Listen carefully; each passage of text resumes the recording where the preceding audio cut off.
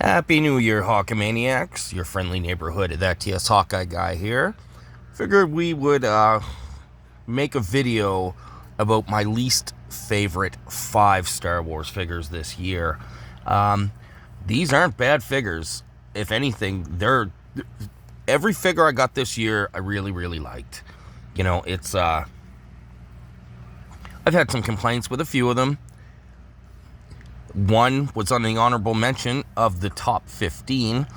I've had a little bit more time, realized he's not one of my favorites this year. So, we are looking at the figure of the late, great Ray Stevenson, Balin Skull. He, of course, was number 1. He's the figure of the year for 2025. Before we get into look at my least favorite 5, and again, this is my list. Drop yours in the comments. This is also subjective. I know one figure that's in there might cause a little controversy, but as a wrestling promoter once said, controversy creates cash, and I need as much cash as I can get. So before we get on to the list, if you're new here, subscribe. That pumps me up in the algorithm, so then I get to share this low quality, low effort content with more people, and you'll get notified when I release a new video. And I'm gonna tell you, more content from me, that does everybody good. So again, these are not bad figures. These are just my least favorite that I got this year. So on to the list. These are in no order as well. We have Anton Merrick. He came with the Anton Merrick Rogue One Starfighter. The reason I didn't care for this figure, he's got that bad leg articulation, and I know I go on about that all the time, but it's something that really I don't like. You know, this figure's supposed to be able to be seated, sit in his Starfighter. You got to manipulate it a little bit. What pushed him over the edge of the other pilots that I got this year, his helmet's way too big for his head. So it's if I want to put his helmet on, keep his helmet on, I gotta build it up a little bit with paper or something.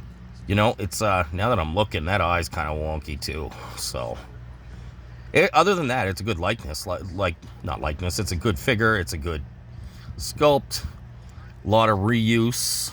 That's going to be, you're going to hear that again through this list, but, you know, and as of all these figures, I'm glad that I have them all, but they all have a few minor issues, so, and I'll try to do my best to point them all out. Ahsoka Reeves, played by the beautiful Mercedes Bernardo. Only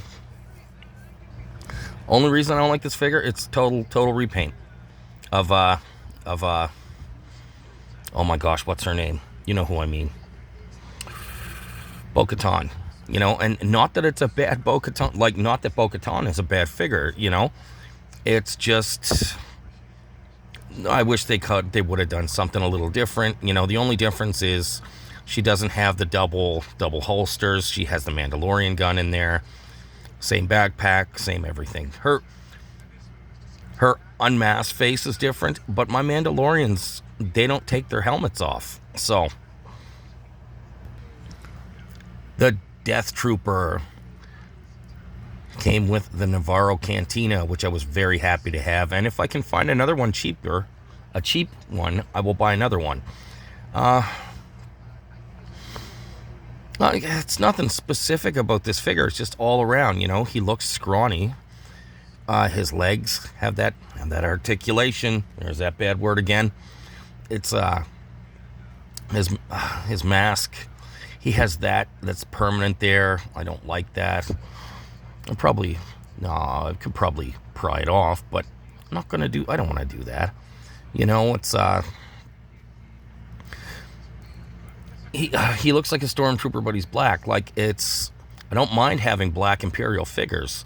You know, I love the Imperial Gunners, but I don't know. The only color that should be on a Stormtrooper, except white, is blue. And red sometimes, but yeah. So But yeah, not a bad figure. So, but again, just not one of my favorites. We next have Crosshair. He has a lot of reuse from Hunter, but that's okay. The Hunter body was really good.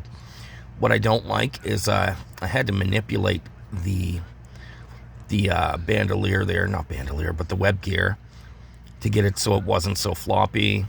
That kind of pushes the holster for the sidearm a little far to the front.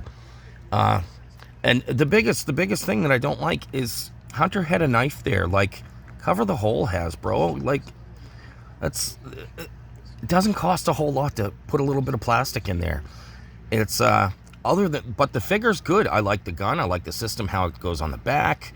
I love when figures can hold all their accessories in little pouches and stuff. And again, like I'll get the whole Bad Batch, but just not my favorite. Number one.